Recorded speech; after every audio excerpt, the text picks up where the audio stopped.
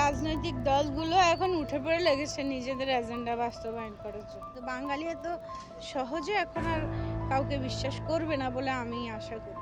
জনগণ এখন শিক্ষার্থীদেরকেই ভরসা করছে। বিএনপিও কিন্তু গত 13 বছর ধরে অনেক আন্দোলন করেছে, কিন্তু জনগণ বিএনপির পিছনে এসে দাঁড়ায়নি।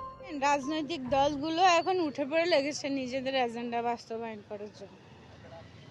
মানে ওদের টার্গেট হচ্ছে ওরা ক্ষমতায় আসবে, দেশটাকে শাসন করবে, শোষণ করবে, কিন্তু ওইভাবে আর পারবে না।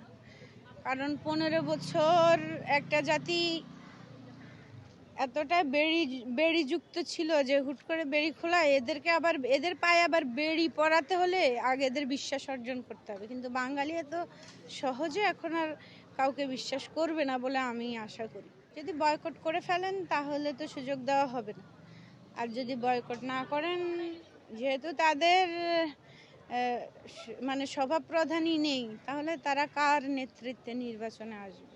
ওই ক্ষেত্রে হয়তো ওদের সভাপ্রধানকে আসতে হবে, আর উনি যেহেতু খুনের আসামি, দেশে সে তো উনি নির্বাচন করতে পারবে না, তো আলটিমেটলি হয়তো পারবে না।